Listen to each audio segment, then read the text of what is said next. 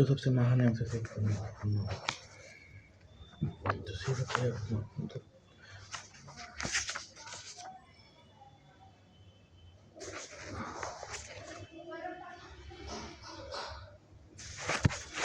तो सफल सफल व्यक्ति अपने काम से प्रेम करता है और खुद को पूरी तरह व्यक्त करता है। सफलता सिर्फ दौलत इकट्ठी करनी नहीं है, यह तो ऊंचे आदर्श पर निर्भर करती है। सफल व्यक्ति वो है जिसने गहन मनोवैज्ञानिक और आध्यात्मिक समझ हासिल कर ली है। आज के कई महान महान बिजनेसमैन सफलता के लिए अपने अवचेतन मन के सही उपयोग पर बल देते हैं। वे किसी आगामी प्रोजेक्ट को इस तरह देखते हैं जैसे वह पहले ही पूरा हो चुका है। उसकी साकार तस्वीर देखने और अपनी प्रार्थनाओं का परिणाम महसूस करने के बाद उनका अवचेतन मन उस प्रोजेक्ट को पूरा कर देता है। अगर आप किसी लक्ष्य की अगर आप किसी लक्ष्य की स्पष्टता से कल्पना कर सकें तो आपको आवश्यक चीज़ें मिल जाएंगी। ये चीज़ें आपको अवचेतन मन की चमत्कारी शक्तियों द्वारा ऐसे तरीके से मिलेंगी जिनके बारे में आप कुछ नहीं जानते। सफलता के तीन पायदानों पर विचार करते समय आपको अपने अवचेतन मन की रचनात्मक शक्तियों को कभी नहीं भूलना चाहिए। यही सफलता की किसी भी योजना के सारे कदमों के पीछे की शक्ति है। आपके विचार रचनात्मक हैं। विचार भावना के साथ मिलकर कल्पनावादी आस्था या विश्वास बन जाते हैं और तुम्हारे विश्वास के अनुरूप ही तुम्हें दिया जाएगा। आपके विचार रचनात्मक है। विचार भावना के साथ मिलकर कल्पनावादी आस्था या विश्वास बन जाते हैं। जब आप समझ लेते हैं कि आपके भीतर एक प्रबल शक्ति है जो आपकी सारी इच्छाओं को साकार करने में सक्षम है, तो आपको आत्मविश्वास और शांति का एहसास मिलता है। आप चाहे जो काम करते हो, आपको अपने अवचेतन मन के नियम अवश्य सीखने चाहिए। जब आप जानते हैं कि अपने मन की शक्तियों का कैसे प्रयोग किया जाए, जब आप खुद को पूरी तरह अभिव्यक्त कर रहे हो और अपनी प्रतिभा से दूसरों को लाभ पहुंचा रहे हो, तो आप सच्ची सफलता के अचूक मार्ग पर हैं। अगर आप ईश्वर के काम या इसके किसी भी हिस्से में जुटे हैं, तो ईश्वर आपके साथ है। ऐसे में कौन आपके खिलाफ टिक सकता है? धरती या आसमान में कोई ऐसी शक्ति नहीं जो आपको असफलता तक पहुंचने से रोक सके। उसने अपने उसने अपना सपना कैसे साकार किया? हॉलीवुड का एक हॉलीवुड हॉलीवुड में मैं एक अभिनेता से मिला जिसका नाम शायद हर फिल्म देखने वाले या टेलीविज़न प्रेमी को मालूम होगा। उसने मुझे बताया कि वह मिडवेस्ट के एक छोटे से खेत में पला बड़ा था। उसका परिवार जैसे तैसे गुजारा करता था। उसके मनोरंजन का एकमात्र साधन पुराना ब्लैक एंड वाइट टीवी था, जिस पर मुश्किल से 2 चैनल आते थे। इसके बावजूद भी उसने अभिनेता बनने का सपना देखा। यह सपना उसके दिलो दिमाग पर दिनों दिन हावी होता चला गया। उसने बताया कि जब मैं बाहर खेतों में काम करता था या खलिहानों में गायों को वापस लाता था, तब भी मैं सारे समय कल्पना करता था कि मेरा नाम एक बड़े थिएटर के बाहर बड़े-बड़े अक्षरों में लिखा है। मैंने हर चीज़ स्पष्टता से देखी। प्रशंसकों की भीड़ शोर मचा रही है। इंटरव्यू लेने वाले मुझे घेरे हुए हैं। मैं तस्वीर बरसों तक देखता रहा।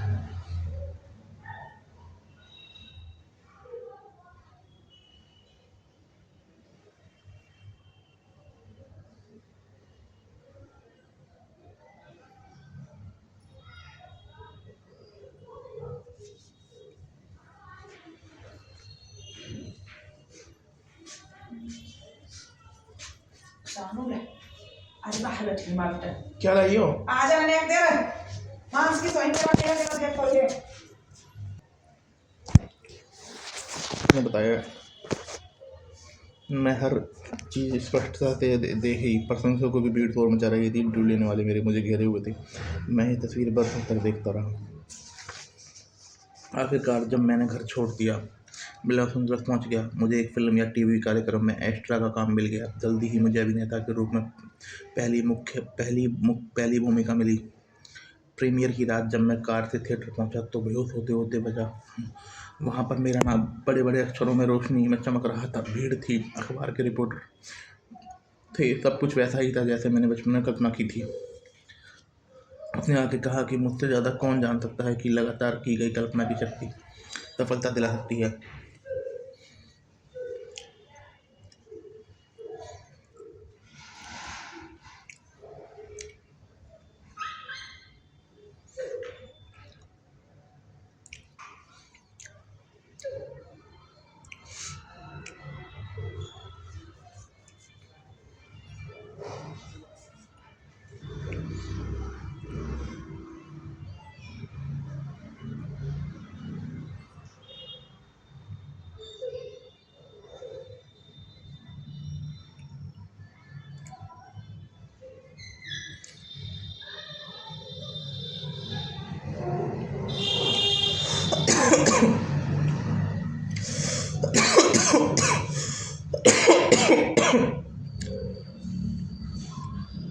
कुछ साल पहले मैं एक युवा फार्मासिस्ट से मिला जिसका नाम मैरी एस था।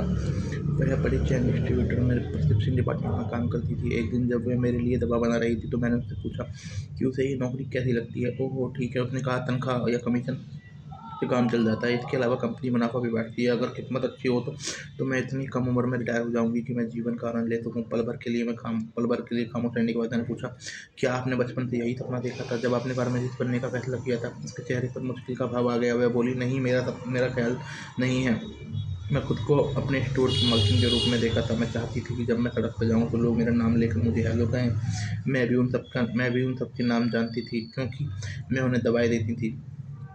आप सोचेंगे कि यह अजीब है, लेकिन मैंने इसके बारे में भी सपना देखा था कि माता पिता अपने बीमार बच्चे की दवा के लिए मुझे आधी रात को फ़ोन कर रहे हैं। मैं अपने पजामे के ऊपर कपड़े पहनकर नीचे स्टोर तक जा रही हूँ और उन्हें उनकी ज़रूरत की दवा दे रही हूँ। मेरे सपने की तस्वीर बड़ी स्टोर के काउंटर के पीछे 9 से 5 की नौकरी जैसी नहीं थी ना।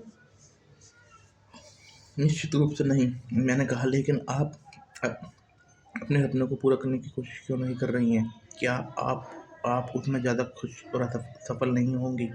अपनी नज़रें ऊपर रखें और यहाँ से बाहर निकलें और अपना खुद का स्टोर करें। मैं कैसे कर सकती हूँ? उसने अपना सर हिलाते हुए कहा, उसमें बहुत पैसा लगेगा और हम इस वक्त जैसे तैसे महीना काटते हैं। इसके बाद मैंने उसे एक अद्भुत सच्चाई बताई, जिसे भी सच मानती है वह उसे अस्तित्व में ला सकती है। मैंने उसे अवचेतन मन की शक्तियों के बारे में बताया। वह जल्दी ही समझ गई। अगर वह अपने अवचेतन मन तक स्पष्ट और विशिष्ट विचार पहुंचा दे तो वह शक्तियाँ किसी भी तरह उसे साकार कर लेंगी।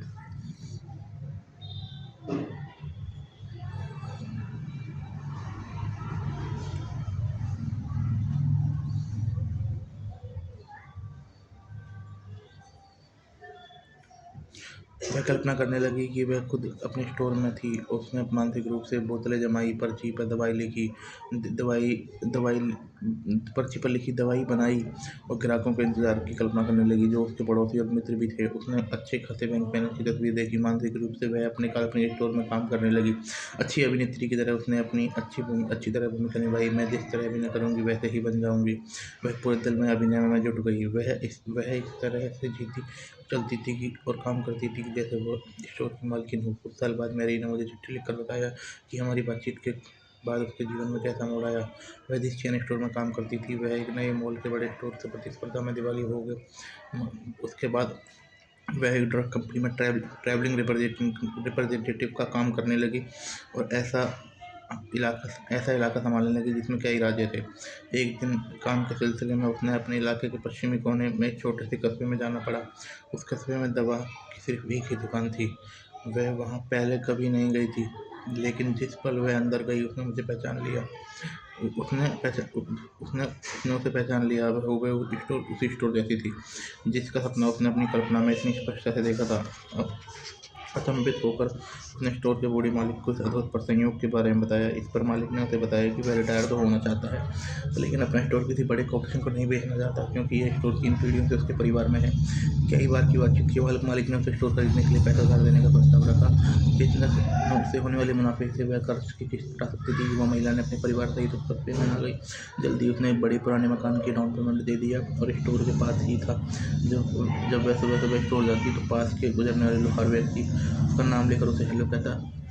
सब उसे जानते थे क्योंकि वह उन्हें दवाएं देती थी। बिजनेस में अवचेतन मन का प्रयोग करना। कुछ साल पहले मैंने एक बिजनेस एग्जीक्यूटिव के एक समूह के सामने कल्पना और अवचेतन मन की शक्तियों पर भाषण दिया।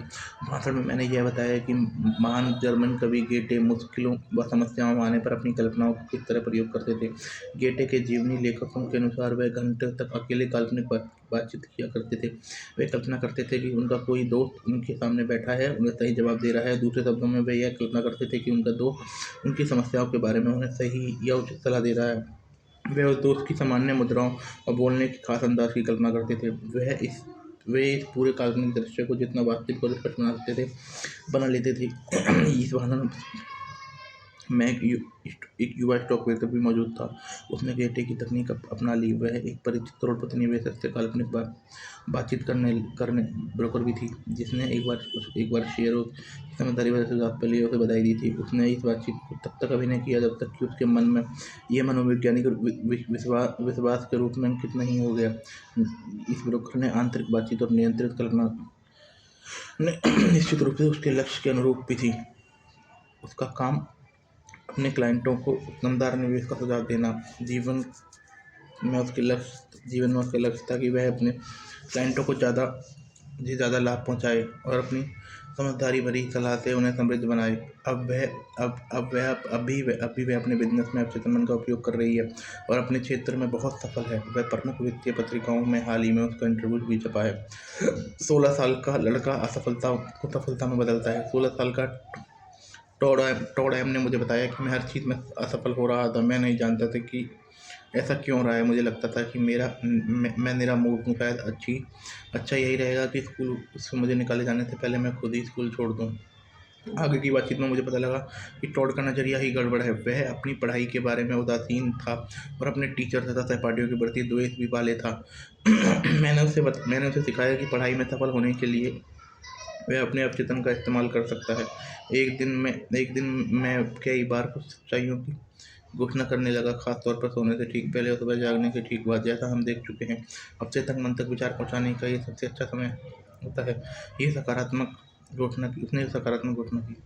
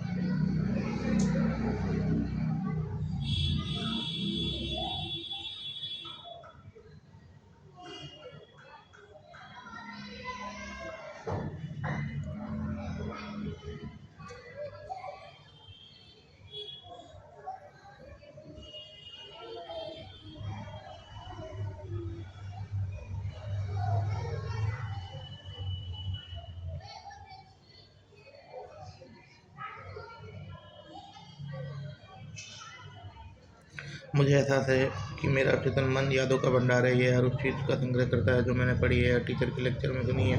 मेरी याददाश्त आदत से बशर्ते मैं उसका इस्तेमाल करना चुनाव करूँ। मेरे अवचेतन मन की असीमित बुद्धिमत्ता मुझे हर चीज़ लगातार बताती है जो परीक्षा में जानने की ज़रूरत है, चाहे वह लिखित हो या मौखिक। मैं अपने सभी टीचरों और सहपाठियों के प्रति प्रेम और सद्भाव चाहता हूँ। मैं सचमुच चाहता हूँ कि मैं सफल हूँ और उसे और उन्हें अच्छी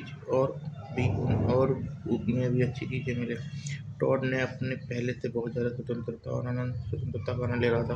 उसे हर विषय में ए ग्रेड मिल रहा था। वह लगातार कल्पना करता है कि उसके टीचर, उसके माता-पिता पढ़ाई में बधाई दे रहे हैं। खरीदने और बेचने में सफल कैसे बने? खरीदते या बेचते समय याद रखें कि आपका अवचेतन मन स्टार्टर है।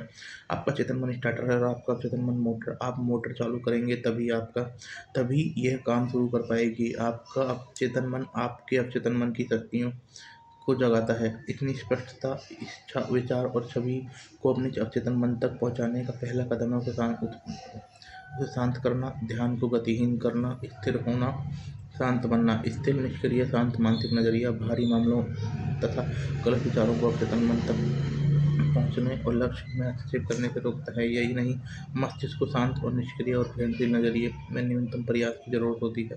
दूसरे कदम, मनचाहे परिणाम की वास्तविकता की कल्पना करें। उदाहरण के लिए हो सकता है आप कोई मकान खरीदना चाहते हों। अपनी स्थिर मानसिक अवस्था में आप इस तरह की घोषणा करते हैं: मेरे अवचेतन मन की असीमित बुद्धिमत्ता परम बुद्धिमान है। यह मुझे सारी ज़रूरतों को पूरा करने वाला एक आदर्श मकान बताती है जिसे मैं खरीद सकता हूँ। मैं अब इस आग्रह को अपने अवचेतन को सौंप रहा हूँ।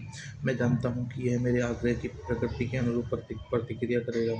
मैं इस आग्रह को पूर्ण आस्था और विश्वास के साथ उसी तरह मुक्त करता हूँ जिस तरह किसान अपनी ज़मीन में बीज बोता है, विकास के नियमों में अंदरूनी विश्वास के साथ। आपकी प्रार्थना का जवाब अखबार में एक विज्ञापन या दोस्त से मिल सकता है, या हो सकता है कि आपको किसी खास मकान की तरफ सीधे मार्गदर्शन दिया जाए जो ठीक वैसा ही हो जैसा आप चाहते हो। प्रार्थना का जवाब कई तरीकों से मिल सकता है।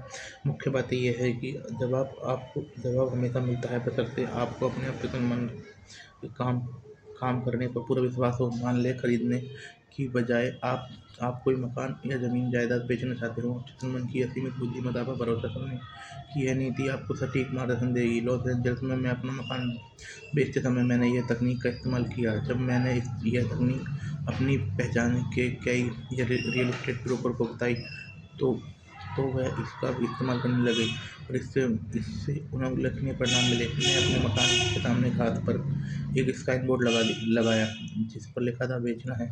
रात सोने से ठीक पहले मैंने खुद को मान लो मैंने खुद से पूछा, मान लो तुम्हें एक घर का खरीदार मिल गया, तुम क्या करोगे? जवाब था, मैं बेचना है और साइन बोर्ड को कचरे में फेंक दूंगा। अपने मस्तिष्क के अंदरूनी पर्दों पर मैंने इस विस्तृत दृश्य को देखा। मैं साइन बोर्ड पकड़ा और उसे ज़मीन से उखाड़ा और अपने कंधे पर रखा और मकान को पीछे कूड़ेदान की तरफ ले गया। मैंने उसे फेंकते हुए कहा, मदद के लिए धन्यवाद, लेकिन अब मुझे तुम्हारी कोई ज़रूरत नहीं है। मैं गहरी संतुष्टि के एहसास के साथ सोने गया कि काम पूरा हो गया है। अगले दिन एक आदमी ने मुझे उस मकान का बयाना दे दिया और कहा, अब आप इस साइन बोर्ड को फेंक सकते हैं, अब आपको उसकी ज़रूरत नहीं है। मैंने उसकी सलाह पर अमल किया। मैंने साइन बोर्ड को उखाड़ा और उसे फेंक दिया। आंतरिक क्रिया से बाहरी क्रिया साकार कर दिया। इसके बारे में नया कुछ नहीं है। जैसा भीतर है वैसा बाहर है। दूसरे शब्दों में आपके अवचेतन मन पर छपी तस्वीर जैसी होगी वैसे ही दृश्य आपके जीवन के पर्दे पर उभरेंगे। बाहरी स्वरूप आंतरिक स्वरूप का प्रतिबिंब दिखाता है। बाहरी क्रम आंतरिक क्रम का अनुकरण करता है। जहाँ घर, जमीन, जायदाद बेचने का एक और प्रभावी तरीका बताया जा रहा है। धीरे धीरे शांति से और भावना के साथ यह सकारात्मक घोषणा करें, असीमित बुद्धिमत्ता इस मकान के उस खरीदार को मेरी ओर आकर्षित कर रही है जो इसे चाहता है और इसमें समृद्ध होता है। इस खरीदार को मेरे पास मेरे अवचेतन मन के रचनात्मक ज्ञान ने भेजा है जो कभी गलतियाँ नहीं करता। हो सकता है कि वह खरीदार कई और मकान देखे, लेकिन मेरा मकान ही उसे पसंद आएगा। वह इसे खरीदेगा क्योंकि उसके भीतर की असीमित बुद्धिमत्ता उसका मार्गदर्शन करेगी। मैं जानता हूँ कि खरीदार सही है, समय सही है, कीमत सही है, जिसके बारे में हर चीज़ सही है। मेरे अवचेतन मन का अधिक गहरा प्रभाव अब हम दोनों को दैवीय विधान के साथ एक साथ ला रहा है। मैं जानता हूँ कि यह सही है।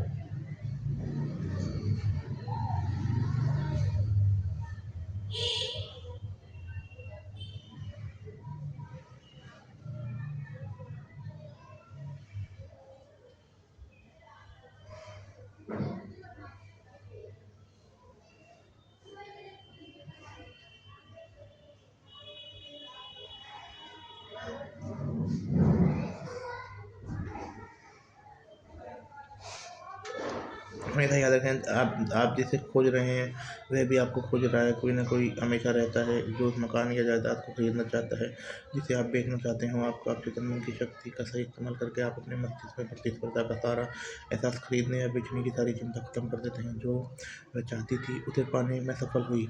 एक युवा महिला मार्गरेट थी, नियमित रूप से मेरे भाषण और क्लास में आती थी। अपने घर से हॉल तक आने में उसे 3 बार बस बदलनी पड़ती थी। हर बार भाषण सुनने आते समय उसे 1.5 घंटा लगता था। एक दिन वह मेरा भाषण सुनने आई, जिसे मैंने बताया कि एक युवक को अपनी नौकरी के कार की और कल्पना के प्रयोग से वह उसे मिल गई। वह घर गई और भाषण में सुनी तकनीक आजमाने लगी। उसने बाद में मुझे चिट्ठी लिखकर बताया कि उसने मेरे तरीकों को कैसे लागू किया और उसके बाद क्या हुआ। वह वह मैं वह चिट्ठी उसकी अनुमति से यहाँ दे रहा हूँ। डॉक्टर मर्फी मैं जानती थी व्यक्तिगत विकास के लिए। हाँ जी, आ रहा हूँ।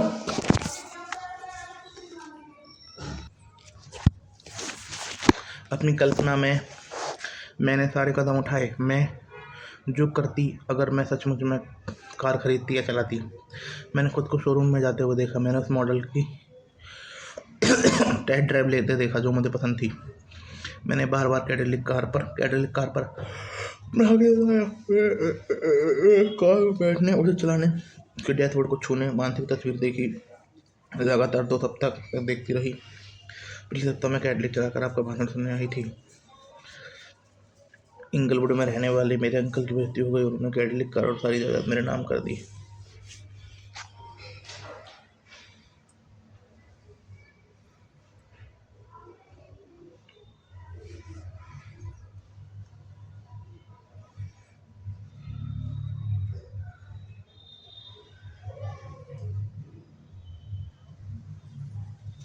कैडिलैक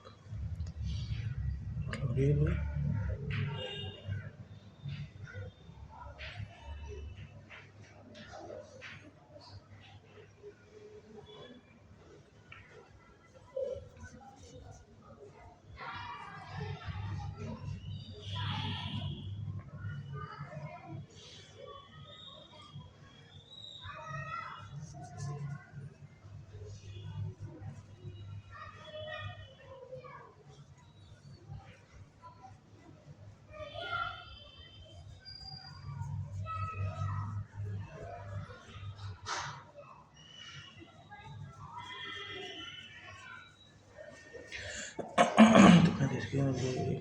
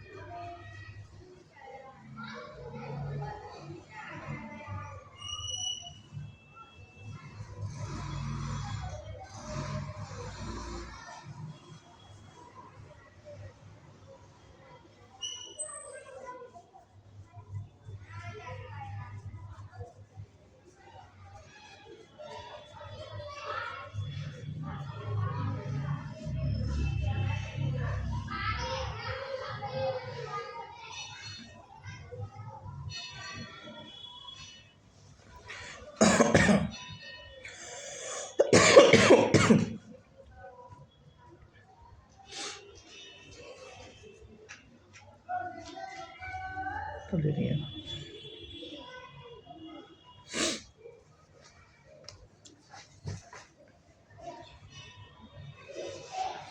कई बिजनेस एथिक्स द्वारा अपनाई जाने वाली सफलता की तकनीक कई शीर्ष बिजनेस एग्जीक्यूटिव दिन में कई बार सफलता शब्द का इस्तेमाल करते हैं जब तक कि उन्हें यह विश्वास नहीं होने लगता कि उन्हें सफलता मिल गई है। वे जानते हैं कि सफलता के विचार में सफलता के सभी अनिवार्य तत्व शामिल हैं। इस तरह आप भी सफलता शब्द को आस्था और विश्वास के साथ दोहराएं। आपका अवचेतन मन आप इसे आपके बारे में सच मान लेगा और आपको सफलता की प्रेरणा देगा। आप अपने कल्पनावादी विश्वासों, छापों और विश्वास को व्यक्त करने के लिए विवश हैं।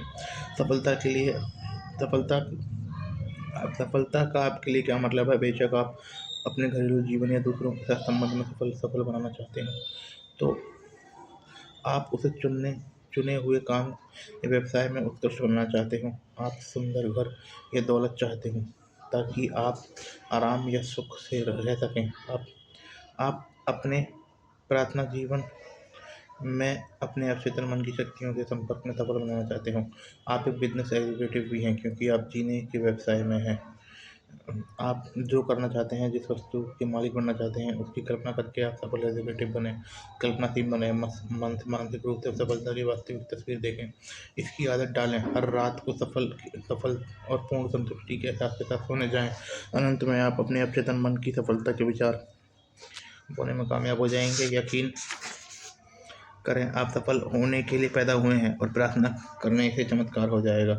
याद रखने लायक विचार, सफलता का मतलब सफल जीवन है। अगर आप शांत, खुशी और अपना प्रिय काम कर रहे हैं तो आप सफल हैं।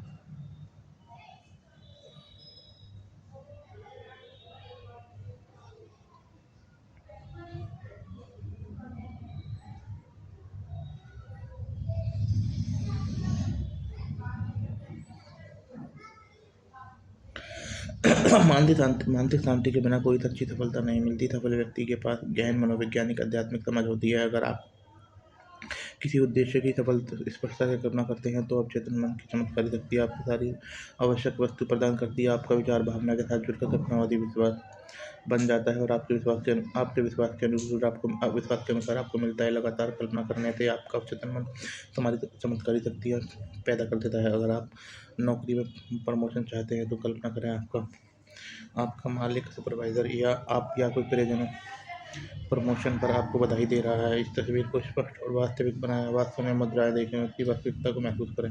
ऐसा करते रहें, बार बार दोहराने से आपकी मनोकामना सुखद रूप से पूरी हो जाएगी।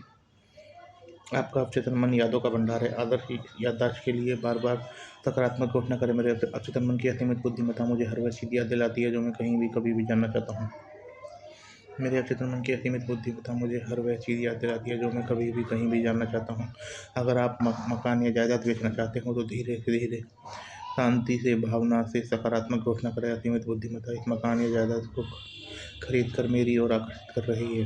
जो इसे चाहता है इसमें समृद्ध होता है। इस जागरूकता को कायम रखें और अपने अवचेतन मन को अधिक गहरा